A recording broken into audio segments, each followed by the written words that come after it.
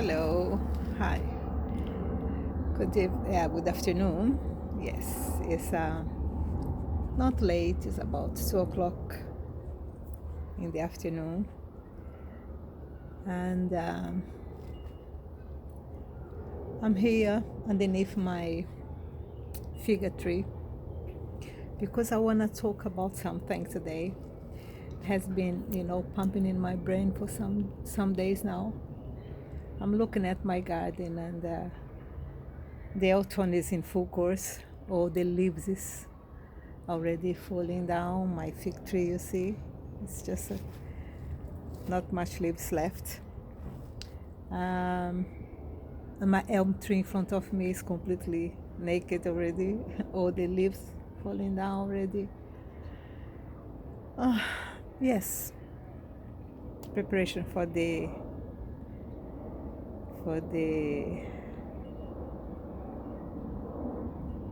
snow to come. Yes.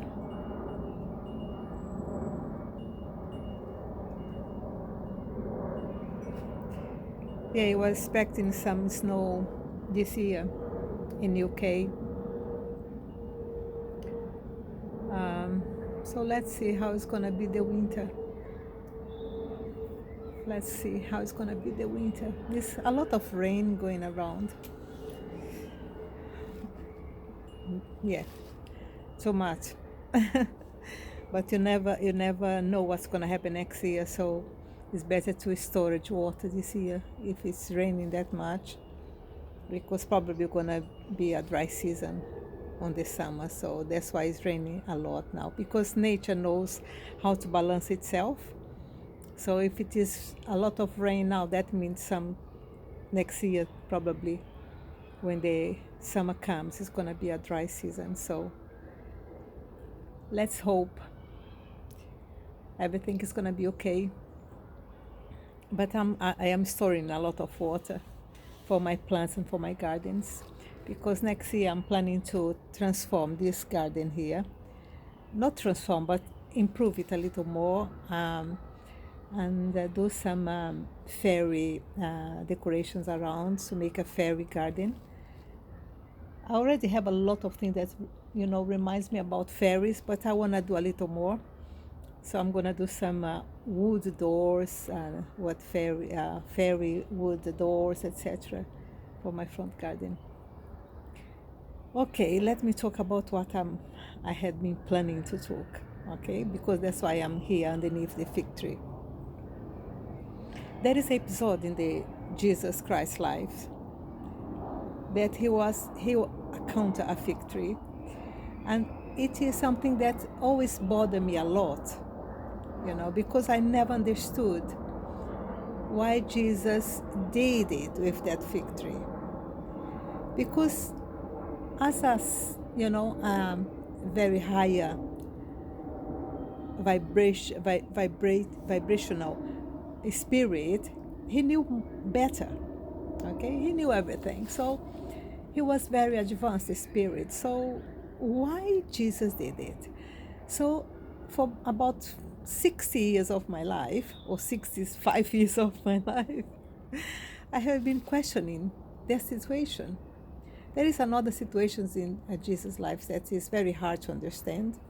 And after I went to Israel and spent so many years going down there, I probably got something, understand something why Jesus did what he did also. But it's gonna be another video, and probably when I go back to Jerusalem, and I will do this video where Mary was living as a child. Yeah, let's plan this for when I go back to Jerusalem again.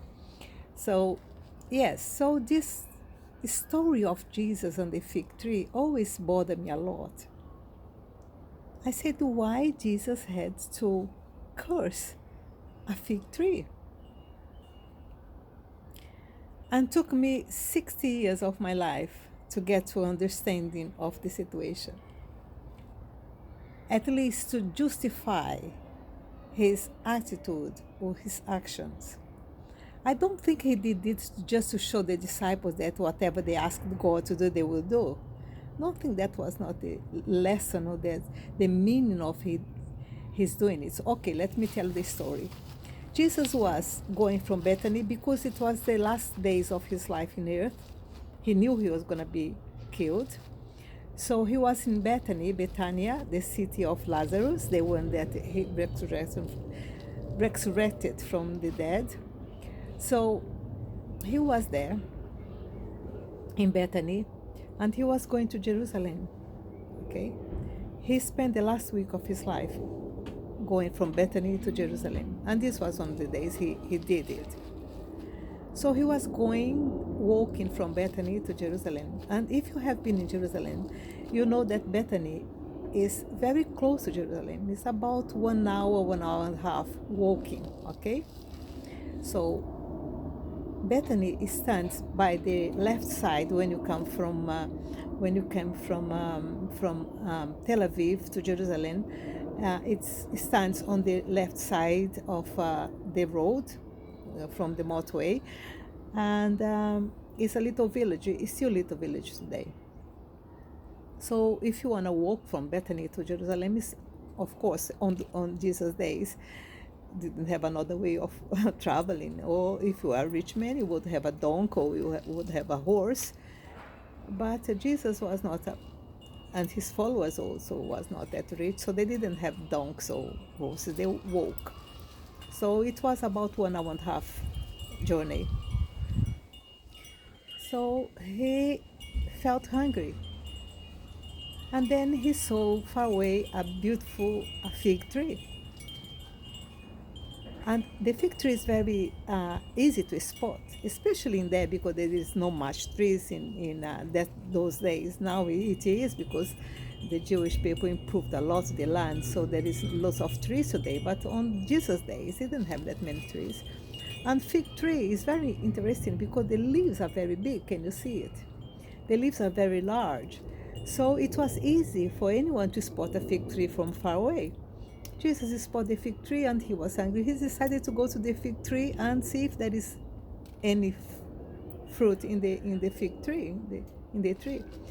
He searched for a fig in the tree and nothing there.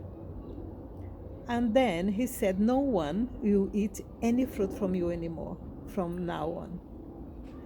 So they went back, they went to Jerusalem and they went back for another path to Bethany. And the next day, when they came back to Jerusalem again, the disciples saw the fig tree completely dead. Because when the fig tree dies, the leaves shrink, get down. So from far away, it will be easy to spot that the fig tree was not well. And when they got there, the fig tree was completely dead. And the disciples looked at him and said, "Whoa." And then they said that Jesus said to them, "Whatever you ask," is when he said to them, "If you want to ask for this mountain to move, they will move," etc. In that moment, that's the saying of Jesus was done at the fig tree, roots. So under this dead fig tree. And I never understood it because what's the point of killing a tree just to do a lesson? I know it was something very strange to curse a tree, but I these days people normally when you curse something they will die anyway. I know a case, very strange case in my town, in my country, that my cousin, she had a beautiful fig tree, and someone was very upset with the tree, and then they did some voodoo on the tree, and the tree died from one day to the next day. So fig trees are very sensitive to curses. So yeah, she was very upset because someone did something very bad. I'm not gonna say what because I don't wanna propagate the bad things. But yes, and the fig tree died. So fig trees are really very sensitive. So, but now, after I have a fig tree on my garden, my fig tree is about 7 years old, and then it is very very good fig tree, and it's very interesting because in England before they didn't have any fig tree because the climate is not proper for fig trees. Even then now you can have fig trees in UK, and the fig trees produces all year long, and that's the case.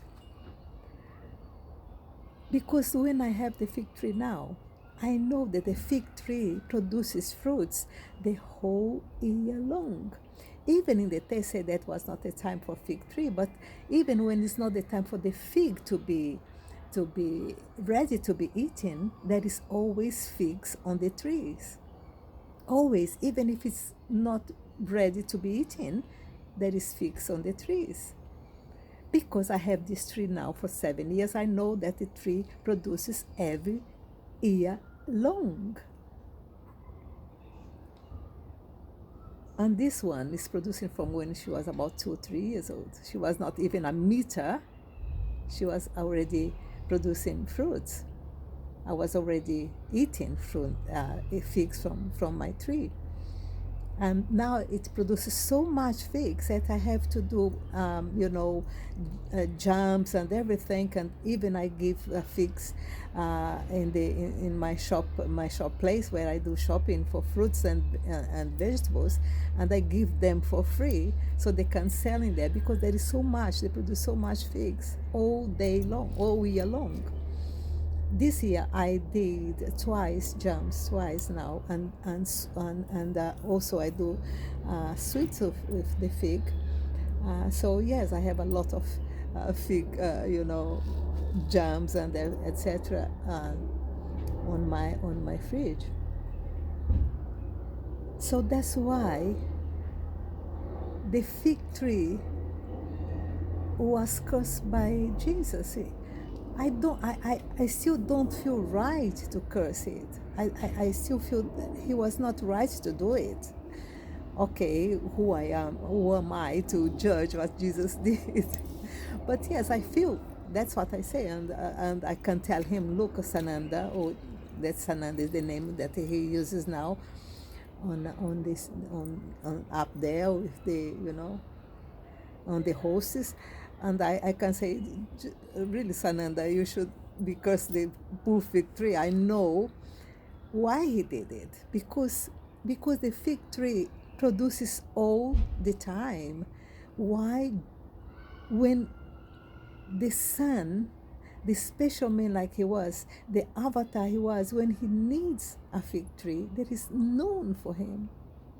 And that's why the lesson for the fig tree was, the fig tree should recognize who he was and produce a fig for him. Do you understand me?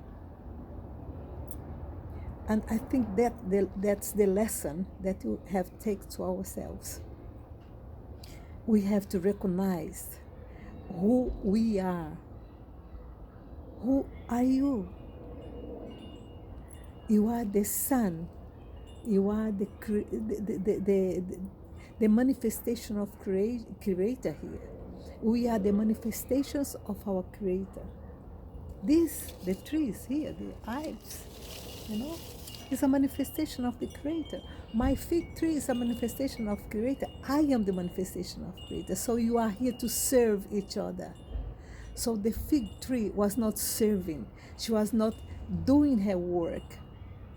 And when we, as manifestation of the big one, the Creator, we are not producing what you should be doing, you are useless. You are just filling spaces that should be filled by people that produces things, So we shouldn't be waste of space. Every one of us have something to do. Even if it's just to sing, if it's just to clean the streets, if it's just to take care of your children, you have things to do. You have your manifestation in this moment in time are here to produce and to give and to bless. And that's the message of this fig tree. For me, that's the message of the fig tree. So if I am here, I have to do whatever comes to my hands and do with happiness, blessing what my hands is capable and able to do. You're probably not here to do big stuff like me. I'm not here now in this moment in time to do big stuff. No, I am just here to do what I'm doing right now. You know, being a bless to people, giving ideas or cleaning the bum of my grandchild when I need it, or taking care of my plants, you know, protecting my garden, or you know, go to the park and plant another tree. That's probably, if every one of us do whatever is in the hands to be doing, the earth would be a paradise.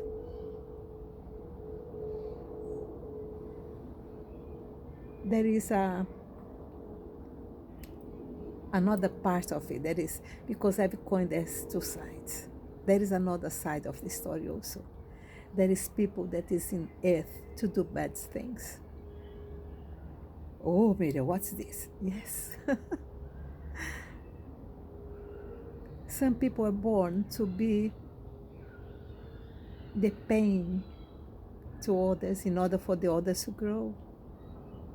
And you have to respect whatever the person came to do. And let me tell you something that is very deep. There is no victimism, you know.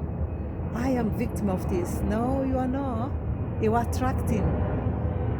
Because the law of attraction, you attract everything, everything that you are inside you.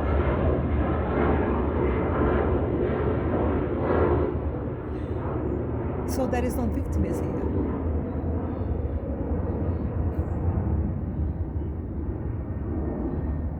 Some years ago, I went with my two of my children to Israel, and I brought two of them. And when my son went to the walls of Jerusalem, the western walls, he just burst in tears and he felt sick, and you know, he just dropped on the floor. And he was already 27. He was a man already. It was not a child. And people came, because in the wall there is parts for women and parts for men. So I was not with him when this happened, and I just saw the, you know, commotion on the floor, and I noticed it was my son on the floor, and people were helping him and embracing him because he was crying like a baby. And he said that when he went there and he saw the wall, he felt that he had something to do with that wall and the pain and the suffering.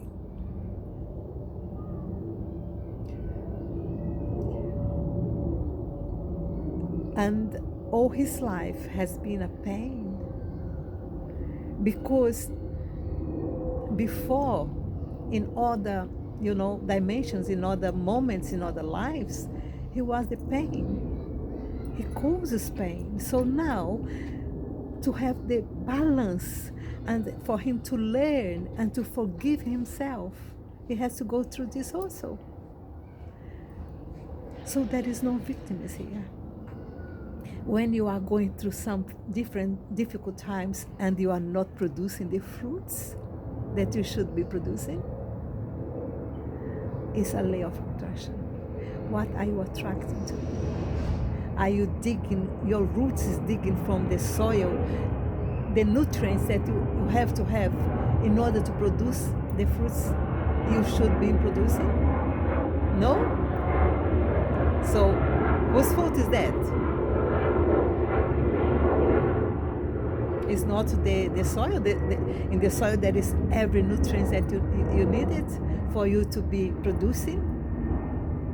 So if your roots is not taken from the earth, you should work on your roots.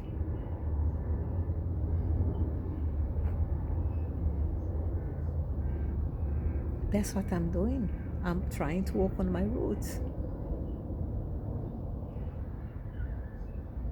I'm digging myself every single moment. Everything that happens to me, I dig myself. What's the problem, Miriam? What are you going through this? Why you are feeling like this right now? I dig myself all the time because it's the only way for me to grow is getting inside myself. Then I will produce figs. Then I will produce what I'm coming to produce. Because if you don't dig yourself, you don't know yourself enough to know what is blocking you to be fully, productive. No one can do it for you, just you. The roots is your roots. No one can go down there and dig your roots and say, roots, come on, this has to be you. That has to be my fig tree. To dig and, take from the earth whatever she needs in order to be full of figs.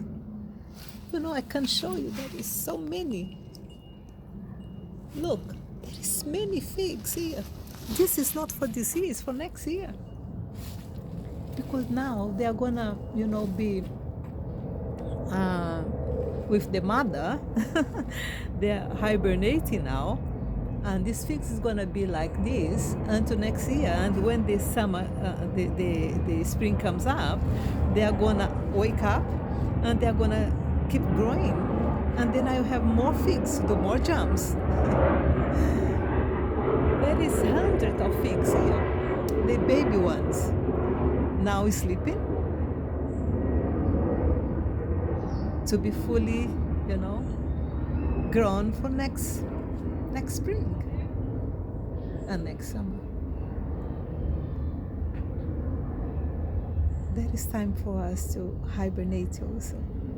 So if you need to hibernate yourself in order to, to allow the roots to dig from the earth all the nutrients you need, then do it. Okay, Miriam, you are talking in science, no? How do I dig? How do I know my roots? It's everything that you believe. It's your beliefs. Everything that is your unconscious. That are your roots. Things that you learn when you're a child probably not serve you anymore, but you still, handing on them, think that's the, the absolute truth. And when it's not. What is the absolute truth for you? It's what your teachers told you, or what your pastor told you, or your priest told you, your family, your family and your parents told you, or the truth, it's your truth. Are you digging roots from the collective thoughts, or are you doing your own one?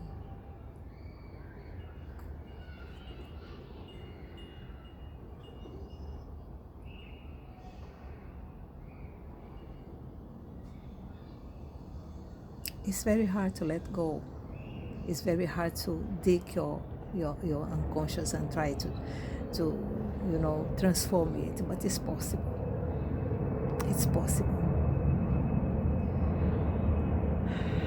Okay, I think I have been talking a lot.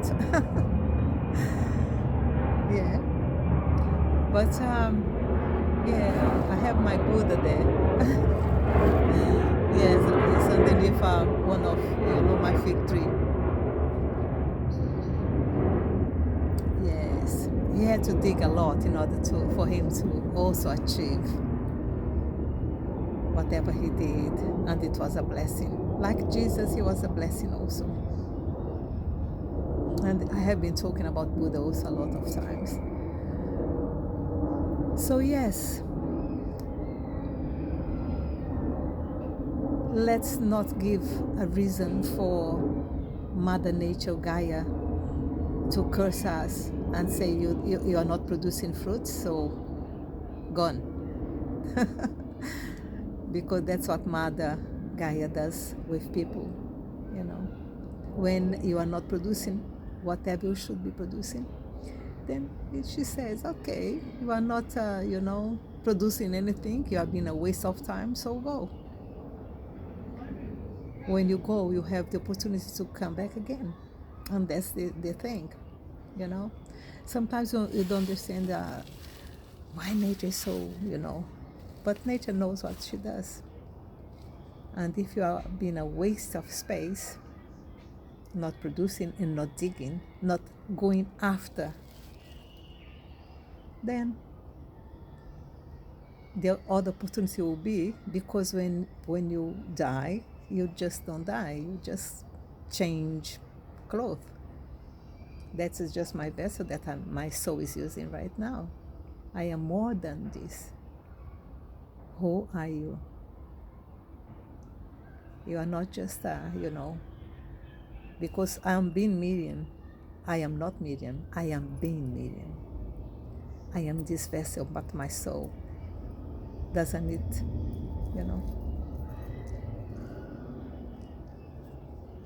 my soul is using this vessel. And it's my responsibility to take care of my vessel, because it's the only vessel I have got now to manifest the power, the beauty, the harmony, of God, of the Creator. That's why you take care of our body and talk to ourselves and say, renew, renew, renew. So I can live longer and be a blessing for people and produce more fruits, more figs. So if someone needs to have my fig because they're starving, then they will have. Do you understand? I am responsible for my roots, for my, for my branches, for the fruits I'm giving out, because that's my way of contributing to this fantastic journey of life, not just for myself, but for everyone else. And that's your responsibility too. Whenever someone's come to you because they are hungry, you have to have your fruits prepared for them. So be careful, dig, see if there is a lot of fruits on you so you can give out. If the master of the universe comes around, because every one of us is a master of the universe. You are a master of the universe. And when you come to me, I can give you figs. And when I need to come to you, I hope you have figs for me. God bless you, keep you safe, and me also. Bye-bye.